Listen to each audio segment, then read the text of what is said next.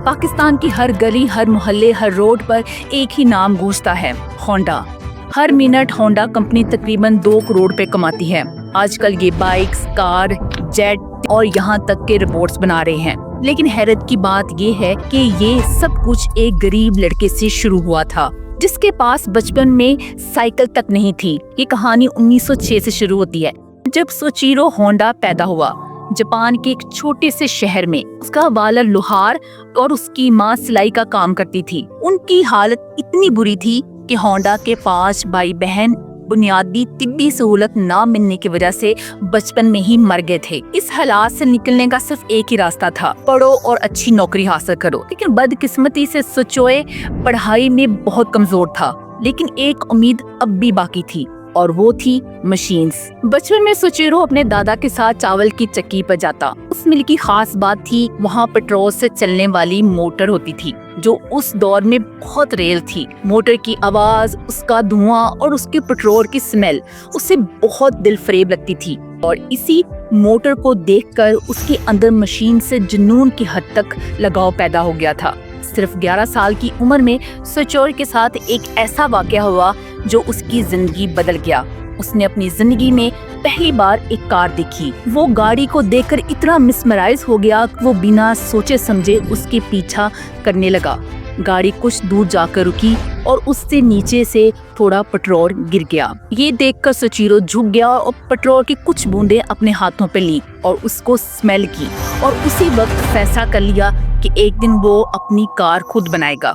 1922 में सोचिरो ने एक मैगजीन में एक एड दिखा। टोक्यो का एक गैराज, आर्ट शोक्यो, जो मैकेनिक ढूंढ रहे थे। उस वक्त किसी गैराज में काम करना उसके लिए एक ड्रीम जॉब थी। बिना किसी देर के उसने जॉब के लिए अप्लाई कर दिया और खुशकिस्मती से उसे नौकरी मिल भी गई। उसने स्कूल छोड़ दिया और सिर्फ 14 साल की उम्र में टोक्यो की तरफ निकल गया अपनी किस्मत बनाने के लिए।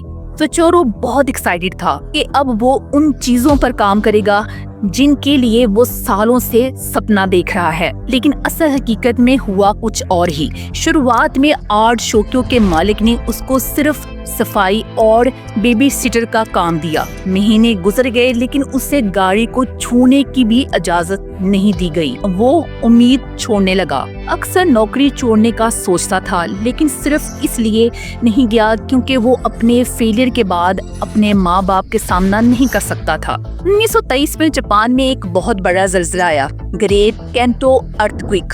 पूरा जापान तबाह हो गया। लेकिन हैरत की बात ये थी कि ये ज़लज़ला सोचिरो के लिए एक मौका बनकर आया था। ज़लज़ले के बाद आर्ट शोक्यो के ज्यादातर मैकेनिक्स अपने गांव चले गए अपना घर रिपेयर करने के लिए।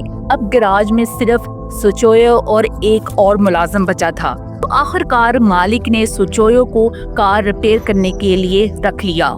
अब वो सिर्फ रिपेयर सीख नहीं रहा था, बल्कि टेस्ट ड्राइवर के लिए कार और मोटर बाइक्स भी चला रहा था। सब उसकी स्किल्स देखकर हैरान थे। वो जल्द ही गैराज का सबसे बेस्ट मैकेनिक बन गया और बार बार प्रमोट भी होने लगा। इस दौरान जापान में मोटर स्पोर्ट्स का क्रेज बढ़ने लगा, तो गैराज के मालिक ने उससे कहा कि एक रेसिंग कार असेंबल करे। सोचिरो ने एक सेकंड हैंड इंजन लिया जो एक अमेरिकन कर्टस बी प्लेन का था और एक पुरानी अमेरिकन कार की बॉडी ली।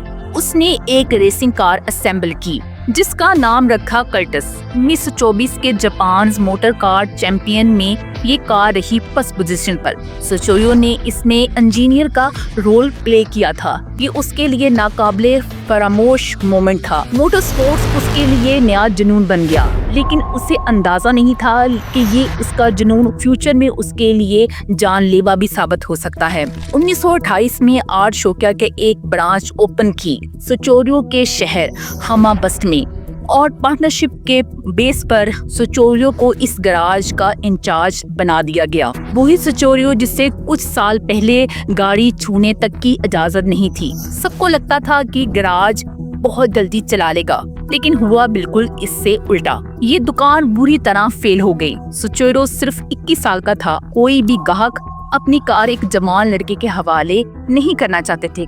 कस्टमर नहीं आया, गैराज बंद होने के करीब था। सोचिरो को एक हल निकालना था जल्द से जल्द। उसने देखा कि दूसरे गैराज के मैकेनिक कई कारें रिपेयर करने में नाकाम हो जाते हैं। یا کہہ دیتے ہیں کہ گاڑی ریپیئر نہیں ہو سکتی۔ اسی وقت میں صرف سچویو ہوتا تھا جو ان گاڑیوں کو ریپیئر کی گارنٹی دیتا اور اصل میں ریپیئر بھی کر دیتا تھا۔ اس وجہ سے اس نے مارکیٹ میں ایک اسٹرانگ ریپوٹیشن حاصل کر لی تھی۔ اگلے چند سالوں میں اس کا گراج تیز رفتار سے گرو کیا۔ 1931 میں جب وہ صرف 25 سال کا تھا، وہ ہر مہینے 1000 یان تک کما رہا تھا اور اس کی ٹیم میں 50 لوگ شامل ہو چکے تھے۔ اس دوران ہونڈا نے نہ صرف ریسنگ کار اسمبل کرنا سٹارٹ کیا بلکہ ریسنگ ٹورنامنٹ میں بھی حصہ لینا شروع کر دیا۔ 1936 تک بہت ریس جیت لی تھی اور موٹر سپورٹس میں اپنا مستقبل دیکھنا شروع کر دیا تھا، لیکن پھر اس کے ساتھ ہوا ایک بہت دردناک حادثہ۔ جب سچویو نے ہاسپٹل میں آنکھ کھولی تو وہ اپنی پورے جسم میں شدید درد محسوس کر رہا تھا۔ اس کا چہرہ پوری طرح زخمی تھا، کا بایاں گندھا ٹوٹ چکا تھا، کلائی بھی ٹوٹ چکی تھی۔ افسوس کی بات یہ تھی کہ سچورو ہونڈا کے پاس ریسنگ کو ہمیشہ کے لیے چھوڑنے کے سوا کوئی چارہ نہ تھا۔ اسے پوری طرح تندرست ہونے میں پورے 18 مہینے لگ گئے اور اسی دوران اس نے فیصلہ کیا کہ اب وہ آٹو موبائل پارٹس بنائے گا۔ اب وہ پسٹون رنگ بنانے جا رہا تھا۔ پسٹون رنگ گاڑیوں کا ایک بہت امپورٹنٹ حصہ ہوتا ہے اور اس وقت ان کی ڈیمانڈ بھی بہت زیادہ تھی۔ سچورو نے اپنی گراج کی ذمہ داری اپنے امپلائر کو دی اور 1937 میں اس نے ایک نئی کمپنی شروع کی اور جس کا نام رکھا ٹوکیو سیکی۔ اس نے 50 نئے لوگ ہائر کیے اور بہت سی مہنگی مشینیں خریدی، لیکن پرابلم یہ تھی کہ اسے پسٹون رنگ بنانے کا کوئی تجربہ نہیں تھا۔ اس کے گھر والے اور دوستوں نے اسے روکنے کی کوشش کی، لیکن سچورو کا کہنا تھا کہ اگر میں کسی چیز کو صرف ایک بار دیکھ لوں تو میں اسے بنا سکتا ہوں۔ وہ فیکٹری میں دن رات اپنے ورکر کے ساتھ کام کرنے لگا۔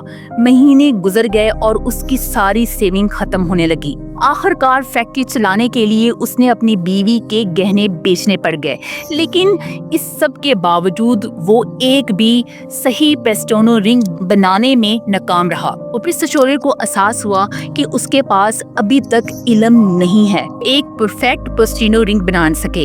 اس لیے 31 سال کی عمر میں اس نے ہمابس ہائی اسکول میں اسپیشل اسٹوڈنٹ کے طور پر ایڈمیشن لیا اور علم حاصل کیا۔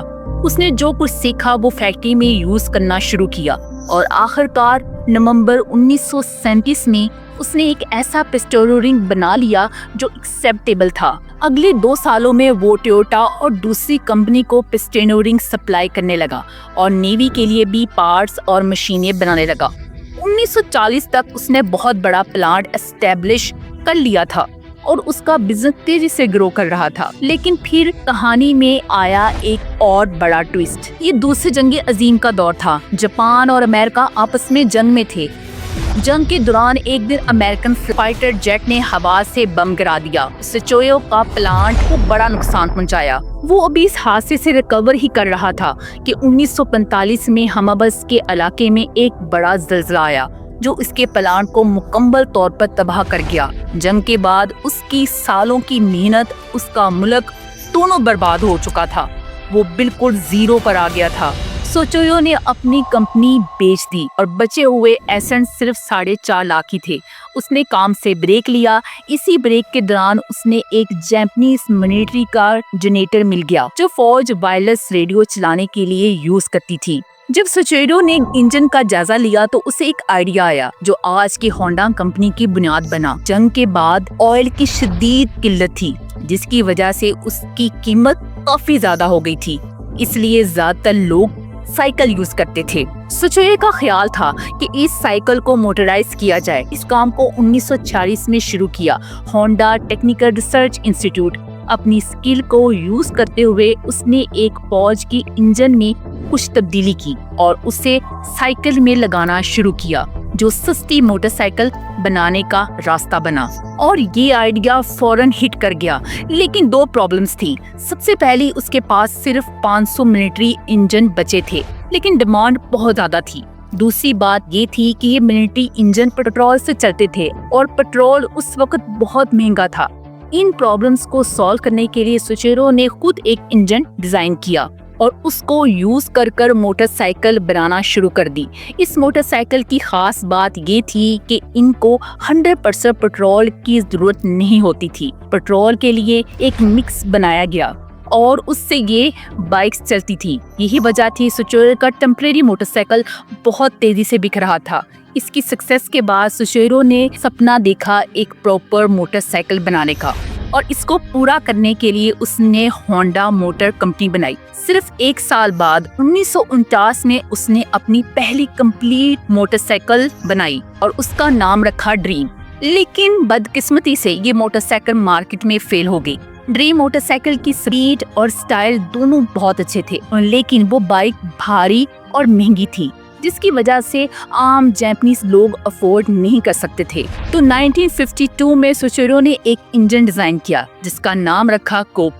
ये इंजन छोटा था साइज में, लेकिन पावर में बहुत स्ट्रॉन्ग था। उस टाइम के लिए ये इनोवेशन एक बहुत बड़ी सक्सेस थी और इस वजह से उसे मिला जापानीज का ब्लू रिबन अवार्ड।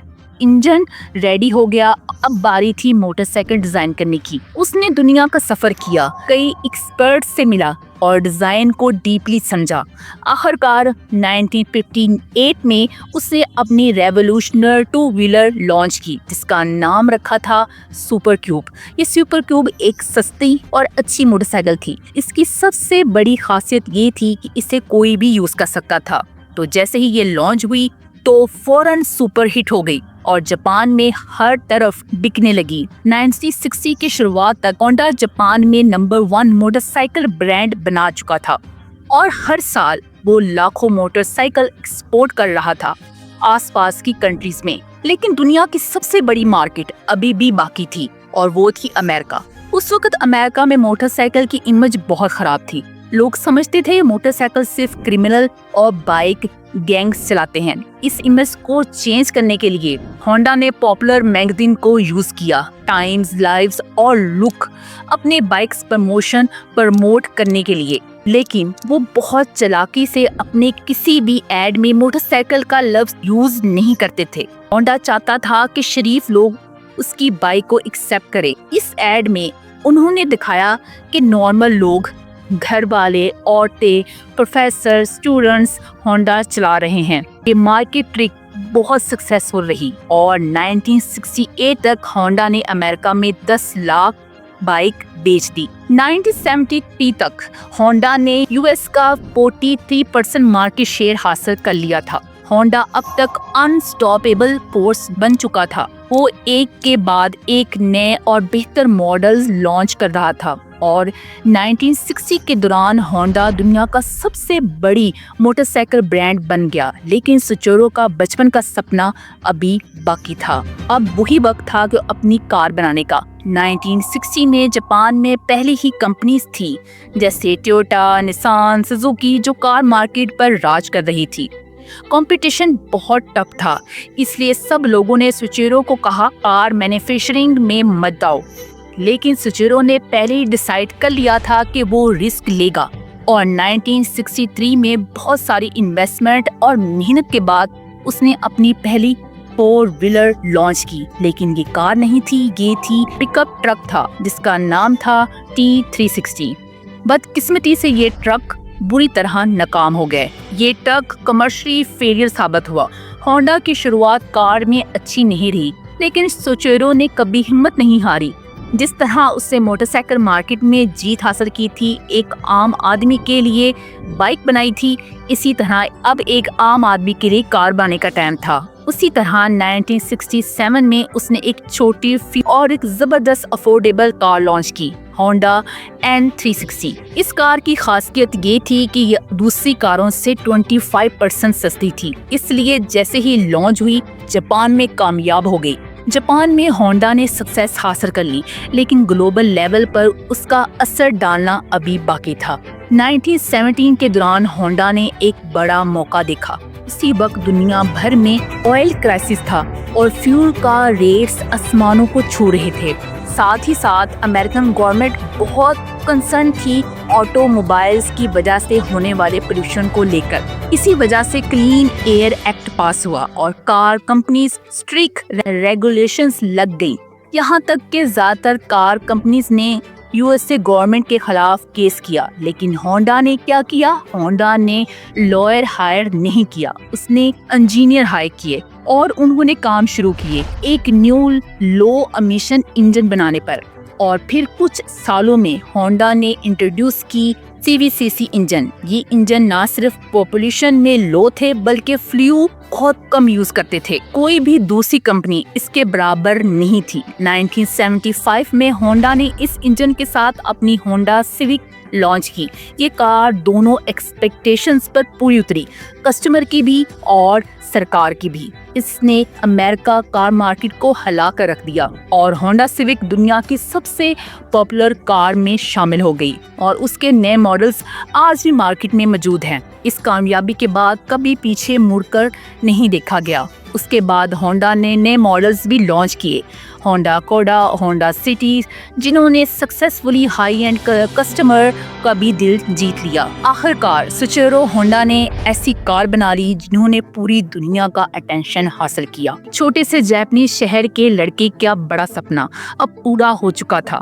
सुचेरो होंडा ने कहा था, सक्सेसफुल 99% फेलियर है। हम सब किसी न किसी तरह नाकामी से डरते हैं, लेकिन सुचेरो होंडा की जिंदगी की कहानी ये साबित करती है कि नाकामी हर इंसान के सफर का एक जरूरी हिस्सा होती है। हर फेलियर एक मौका होता है सीखने का, बेहतर बनने का और आखिरकार कामयाब होने का। अगर आपको मेरी वीडियो अच्छी लगी तो लाइक कीजिएगा, शेयर कीजिएगा, मेरे चैनल को सब्सक्राइब कीजिएगा।